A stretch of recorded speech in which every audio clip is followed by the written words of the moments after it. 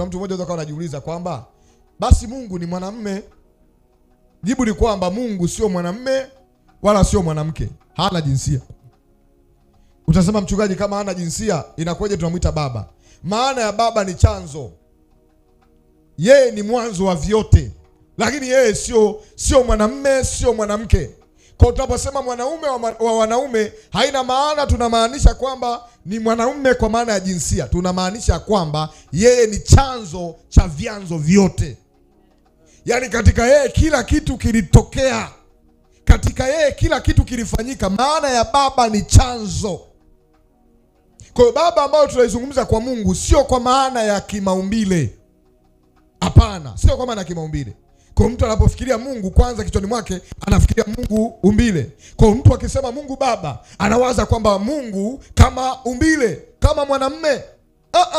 Mungu usimwaze kama mwanamume. Ukimwaza hivyo kama mwanamume, hauwezi kupata maana sahihi ya Mungu. Mungu mfikirie kama chanzo, kama yeye ndiye kila kitu. Kwa hiyo kama ingekuwa inaweza kutamkika vyepesi, Mungu ni chanzo. Kwa maana hiyo Mungu Baba, maanake Mungu chanzo. Baba, mimi nitaka kufahamu hapa, je, Roho Mtakatifu na Yesu ni Mungu? Kwa maana hiyo, je, Mungu aliamua kujigawa? Kuna wakati inajulikana kwamba Yesu ni kama Mungu. Ndio. Lakini kuna wakati kusoma pia Biblia inasema kwamba Yesu ni mwana wa Mungu. Sasa mimi nataka kujua kwamba je, Mungu aliamua kujigawa, akaamua kuja kama Yesu na aliamua kuja kama Roho Mtakatifu? Sawa, nikuulize tena swali wewe. Unaamini kwamba Yesu ni Mungu? Mimi naamini kama ni mwana wa Mungu. Wewe unaamini kama ni mwana wa Mungu? Kwa maana hii jinsi Mungu alipenda ulimwengu hata akamtoa mwanae wa pekee. Kwa hiyo wewe huamini kwamba Yesu ni Mungu? Sina uhakika majibu. Wacha tuendelee. Yohana sura 20 mstari wa 28. Tomaso akajibu akamwambia, Bwana wangu na Mungu wangu. Yesu akamwambia, wewe kwa kuwa umeniona umesadiki. Waheri wale wasioona wakasadiki. Basi kuna ishara nyingi alizofanya Yesu mbele ya wanafunzi wake, ndio zisizoandikwa katika kitabu hiki. Lakini hizi zimeandikwa ili mpate kuamini kwamba Yesu ndiye Kristo, mwana wa Mungu, na kwa kuamini muwe na uzima kwa jina lake. Naomba Mathayo 1:23. Tazama, bikira atachukua mimba. Ndio. Naye atazaa mwana. Nao watamuita jina lake Emanueli. Huyo mwana ataitwa jina lake Emanueli. Yaani Mungu pamoja nasi. Maana Emanueli ni nani? Mungu pamoja nasi. Kwa hiyo kwa lugha nyingine tunaposema Yesu ni Mungu pamoja na sisi, ambaye amevaa mwili, ambaye yupo katika mwili. Tunaposema kwamba Yesu tunamaanisha Mungu aliyevaa mwili, aliyechukua mwili. Yohana sura 5 mstari wa 20. Kwa kuwa Baba amempenda mwana. Ndio. Naye humuonyesha yote ayatendayo mwenyewe. Ndio. Hata na kazi kubwa zaidi kuliko hizo atamuonyesha. Ndio. Ili ninyi mpate kustaajabu. Maana kama Baba afuatavyo wafu na kuwahuisha, ndio, vivyo hivyo na mwana awahuisha wale awatakao. Ndio.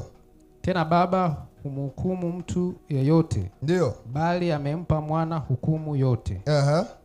Ili watu wote wamheshimu mwana kama vile wanavyomheshimu Baba. Ili watu wote wamheshimu mwana kama wanavyomheshimu Baba. Asiyemheshimu mwana amheshimu Baba aliyempeleka.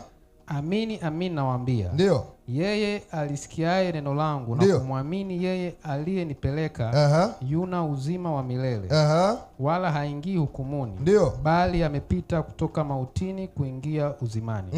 Amini amini nawaambia, ndio, saa inakuja na sasa ipo, wafu watakapoisikia sauti ya mwana wa Mungu, na wale waisikiao watakuwa hai.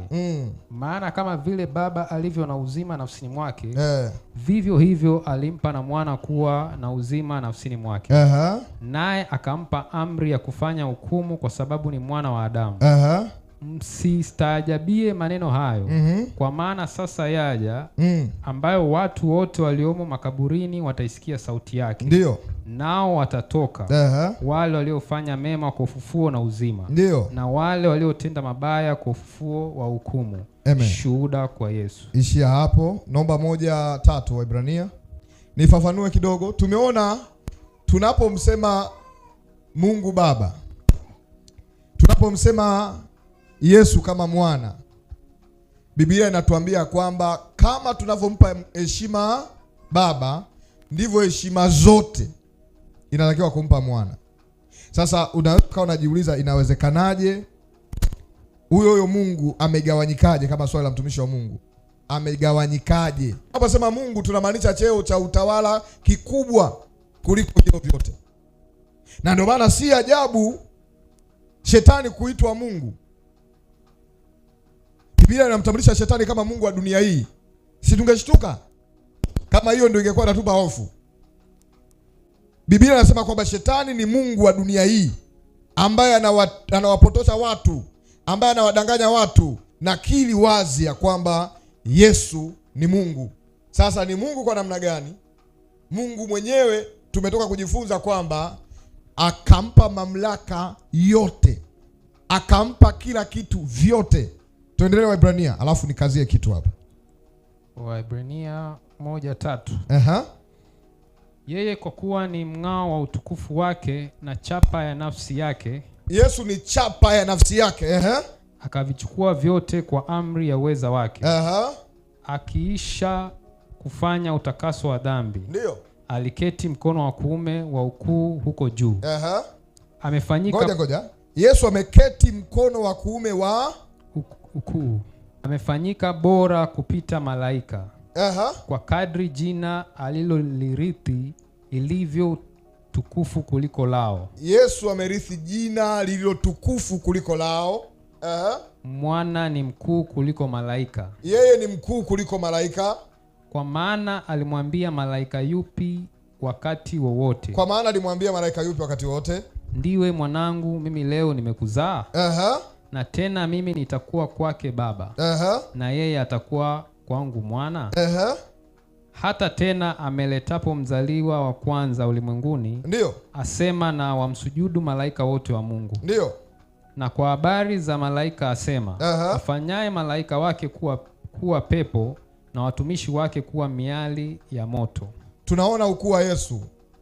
Ni mkuu kuliko malaika, kuliko chochote. Ni mkuu sana sana.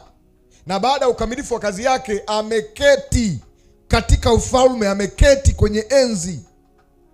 Ni malaika yupi aliyemwambia mimi leo hii nimekuzaa? Sasa tunataka tujiulize, kuna mtu mmoja anaweza anajiuliza kwamba basi Mungu ni mwanamume. Jibu ni kwamba Mungu sio mwanamume wala sio mwanamke, hana jinsia. Utasema mchungaji, kama hana jinsia inakuwaje tunamuita baba? Maana ya baba ni chanzo. Yeye ni mwanzo wa vyote, lakini yeye sio mwanamume, sio mwanamke. Kwa tunaposema mwanaume wa wanaume, haina maana tunamaanisha kwamba ni mwanaume kwa maana ya jinsia. Tunamaanisha kwamba yeye ni chanzo cha vyanzo vyote. Yaani katika yeye kila kitu kilitokea, katika yeye kila kitu kilifanyika. Maana ya baba ni chanzo. Kwa hiyo baba ambayo tunaizungumza kwa Mungu sio kwa maana ya kimaumbile. Hapana, sio kwa maana ya kimaumbile. Kwa mtu anapofikiria Mungu, kwanza kichwani mwake anafikiria Mungu umbile. Kwa mtu akisema Mungu Baba, anawaza kwamba Mungu kama umbile, kama mwanamume. Mungu simwaze kama mwanamume. Ukimwaza hivyo kama mwanamume, hauwezi kupata maana sahihi ya Mungu. Mungu mfikirie kama chanzo, kama yeye ndiye kila kitu. Kwa hiyo kama ingekuwa inaweza kutamkika vyepesi, Mungu ni chanzo. Kwa maana hiyo Mungu Baba, manake Mungu chanzo. Yeye ni mwanzo wa kila kitu, wa vitu vyote. Sasa mtumishi wa Mungu ametu challenge kwamba sasa inakuwaje Mungu huyo akagawanyika? Inakuwaje Mungu akagawanyika? Huko akawa hivi, huko akawa hivi, huko akawa hivi. Lazima tufahamu kwamba ukisema Yesu, ndani ya jina la Yesu, hilo jina la Yesu ambalo tunalitamka siku zote, ndani ya jina la Yesu lina Baba, hilo jina la Yesu lina Mwana na lina Roho Mtakatifu, kwa sababu ndio jina pekee ambalo lina vitu vyote. Sasa imekuwaje hivyo vitu kutawanyika? Ni kwa sababu ya utendaji kazi wa Filipi 2:5. Filipi 2:5. Ndio. Iweni na nia hiyo hiyo ndani yenu, ambayo ilikuwemo pia ndani ya Kristo Yesu. Ambaye yeye mwanzo alikuwa yuna namna ya Mungu. Naye hakuona kule kuwa sawa. Jamani, Yesu alikuwa na namna Mungu. Sijui kuna mtu mmoja nani anielewe. Ni mimi nasema? Hapana. Si tunaamini Biblia? Yesu mwanzo alikuwa namna ya Mungu. Akaona kuwa namna ya Mungu hakufai. Akaona kuwa namna ya Mungu. Mzee wa kanisa, sijui kuna kitu naelewa hapo. Endelea mtumishi wa Mungu. Naye hakuona kule kuwa sawa na Mungu kuwa ni kitu cha kushikamana nacho. Yesu akaona kule kuwa sawa na Mungu, akaona si kitu cha kushikamana nacho. Tunapomwongelea Yesu kabla ya kuja duniani, Yesu ni kwa sababu amekuja duniani, amedhihirika katika mwili. Kabla hajadhihirika katika mwili ni Mungu kabisa. Yaani unaweza kusema Yesu kwa sababu ulimuona na umeambiwa alikuwa ni mwanamume, ukaona kwamba huyu Yesu alikuwa ni jinsia ya kiume, alikuwa hivi na hivi. Lakini kabla ya kuja hapa duniani, maana kuna mtu anataka kuchallenge akasema kama Yesu ni Mungu, basi wakati Yesu anazaliwa dunia ilikuwa haina Mungu. Umeenda kwenye maana nyingine. Kama Yesu alikuwa ni Mungu, kwa hiyo alipokuwa msalabani ilikuwaje? Nimekwambia kwamba tunaposema Mungu lazima uelewe kwamba ni cheo kikuu cha kiroho. Na tunapoongelea Mungu tunamaanisha chanzo. Na tunaposema chanzo sio Yesu peke yake. Yesu alikuwa namna ya Mungu. Kwa maana hiyo alikuwa na ushikamano na Mungu kabisa. Sasa utajiuliza ni Mungu gani? Nimekwambia kuna Baba ambaye ni chanzo na kuna Mwana ambaye ni sehemu ya chanzo. Endelea mtumishi wa Mungu. Bali alijifanya kuwa hana utukufu. Akatwaa namna ya mtumwa, akawa ana mfano wa wanadamu. Yesu alijifanya kama mtu mtumwa, akawa mfano wa wanadamu. Tena alipoonekana ana umbo kama mwanadamu, akaonekana kuwa ana umbo kama wanadamu, alijinyenyekeza akawa mtii hata mauti. Yesu alinyenyekea akawa mtii mpaka mauti. Lakini asili yake na chanzo chake ni Mungu, sio Mungu kwa mujibu wa andiko hilo? Ni Mungu. Endelea. Kwa hiyo tena Mungu alimuadhimisha mno. Kwa maana Mungu alimwadhimisha mno, akamkirimia jina lile lipitalo kila jina. Akampatia jina lile lipitalo kila jina baada ya kuja hapa duniani. Jina likabadilika. Hakuendelea kuitwa tena Mungu pekee, akaitwa jina ambalo limepita majina yote. Ili kwa jina la Yesu. Ili kwa jina hilo la nani? La Yesu. Kila goti lipigwe. Kila goti lipigwe. La vita vya mbinguni. La vitu vya mbinguni. La vitu vya mbinguni na vya duniani na vya chini ya nchi. Sikia, huyo Yesu kwa jina lake vitu vya mbinguni, alafu na vya duniani, alafu na vya chini ya nchi. Vifanyeje? Na kila ulimi ukiri ya kwamba Yesu Kristo ni Bwana, kwa utukufu wa Mungu Baba. Bwana Yesu asifiwe. Amen. Kila ulimi ukiri ya kwamba Yesu Kristo ni Bwana kwa utukufu wa Mungu Baba. Lakini kulingana na Wafilipi anasema kwamba alitokea mbinguni kama Mungu, akaona kuwa Mungu si kitu cha kushikamana nacho, akavua lile vazi la uungu, akaja kufanyika mwili, akajinyenyekeza hata mauti, akafanyika kuwa mwanadamu wa kawaida. Watu wakamcheka, wakamdharau. Haikumaanisha Mungu au uungu wake umeondoka, bado akabaki kuwa Mungu, bado akabaki kuwa na uungu. Akajifanya kuwa mwanadamu ili aweze kuliokoa taifa, aweze kuniokoa mimi na wewe. Na ndio maana tunasema kwamba alichubuliwa kwa sababu yetu, kwa ajili yetu. Na hiyo mission aliyokuwa anaifanya ni kwa ajili ya kumuokoa mwanadamu. Ni kwa ajili ya kumtafuta mwanadamu. Ilitakiwa atoke mbinguni aje duniani ili aweze kumuokoa mwanadamu aliyepotea. Ndio mimi na wewe ndio tukaokolewa hivyo. Na ndio maana nasema hatujaokolewa kwa damu ya kibinadamu. Lakini pia ajabu yake, wanadamu wote tunazaliwa kwa mchakato wa mama na baba. Yeye hajazaliwa kwa mchakato wa mama na baba. Biblia inasema kwamba malaika wa Bwana akamtokea Mariamu, akamwambia, Mariamu umebarikiwa. Akaanza kuzungumza maneno mazuri, akamwambia ya kwamba utachukua mimba na utazaa mtoto mwanamume, ambaye huyo ataitwa Emanueli, yaani Mungu pamoja nasi. Yaani huyo Mungu anakuwa pamoja na sisi. Anatoka kwenye umbile la kiungu, anakuja kwenye umbile la kibinadamu ili awe pamoja na sisi, afanyike mwili ili atuokoe. Ilitakiwa ilipwe gharama, ilitakiwa mchakato ufanyike ili aweze kuniokoa mimi na wewe. Kwa hiyo gharama ile ilibidi avae mwili, asikie mateso kama nao yasikia mimi. Angekuja kwa namna ya kiungu vile vile, watu wangemkimbia, watu wangechanganyikiwa. Nani yuko tayari amuone Mungu hapa abaki aishi? Biblia inasema kwamba ukimwona Mungu mwenyewe unaweza ukafa. Kwa hiyo ilibidi afanyike mwili ili aniokoe mimi na wewe. Sasa kufanyika mwili akuondoe yeye kuwa Mungu, anabaki kuwa Mungu. Anagawanyikeje? Roho Mtakatifu sasa ni nani? Anatoka wapi? Kwa sababu ni swali ambalo pengine tunaweza tukajiuliza, lakini tunakubaliana kwamba Yesu ni Mungu. Amen. Kama kanisa tunaamini Yesu ni Mungu, tunaamini uungu wa Yesu. Nasi tojua kwamba mwana wa Mungu amekwisha kuja, naye ametupa akili kwamba tumjue yeye aliye wa kweli. Ndio. Nasi tumo ndani yake yeye aliye wa kweli. Yaani ndani ya mwana wake Yesu Kristo. Huyu ndiye Mungu wa kweli na uzima wa milele. Haleluya. Tunaelewa hapo? Amen. Huyu ndiye Mungu wa kweli. Yaani nasikia kutikisika. Rudia tena kusoma hapo.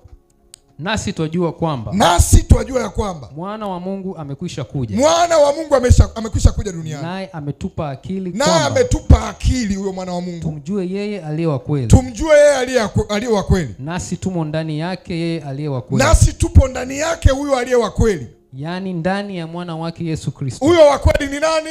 Yesu Kristo. Aha. Huyu ndiye Mungu wa kweli na uzima wa milele. Huyu ndiye Mungu wa kweli na uzima wa milele. Yesu Mungu wa kweli na uzima wa milele. Wakujue wewe Mungu na Yesu Kristo mwanao uliyemtuma. Lakini hapa inakazia, inasema si tu mwana, huyu ndiye Mungu wa kweli na uzima wa milele. Haleluya. Tumalizie hapo waraka wa kwanza wa Yohana sura 5 mstari wa 7. Nafikiri tamalizia hapo kwa kugawanyisha vile ambavyo mtumishi wa Mungu alikuwa anasema imewezekanaje hivyo vitu kugawanyika. Twende. Naye Roho ndiye ashuhudiaye, kwa sababu Roho ndiyo kweli. Yohana wa kwanza sura ya 5 tuanzie mstari wa 7. Waraka wa kwanza wa Yohana au Yohana? Waraka wa kwanza wa Yohana mstari wa 5. Sura ya 5 mstari wa 7. Nasema naye Roho ndiye ashuhudiaye. Ndio. Kwa sababu Roho ndiye kweli. Kwa maana wako watatu washuhudiao. Mbinguni, Baba na Neno na Roho Mtakatifu. Mbinguni wanaoshuhudia wako wangapi?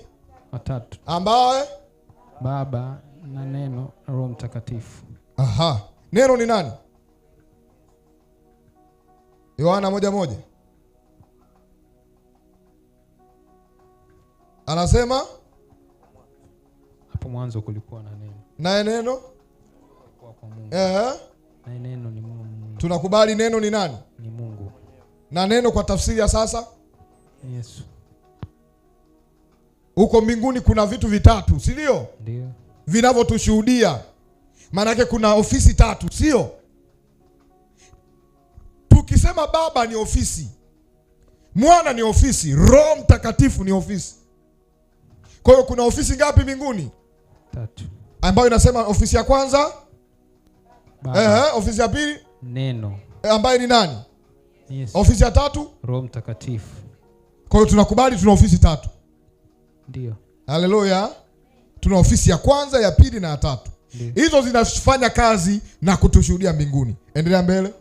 Na watatu hawa ni umoja. Hao watatu ni nani? Umoja. Sasa leo hii ukisema Yesu siye Mungu utakushangaa. Kwa sababu hivi vyote vitatu ni kitu kimoja. Huwezi vitenganisha.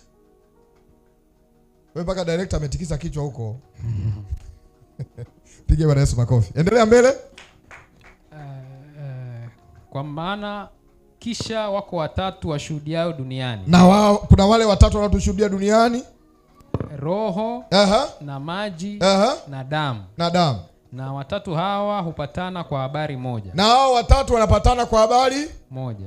Mchungaji anataka aulize swali, hao watatu ni watu gani? Muda umeisha. Mungu awabariki. Muda umeisha. Mkichokoza maswali hapa. Tukutane Ijumaa. Kutakuwa kuna maswali, kama mtataka maswali kama haya, tukutane Ijumaa na tuwai mapema.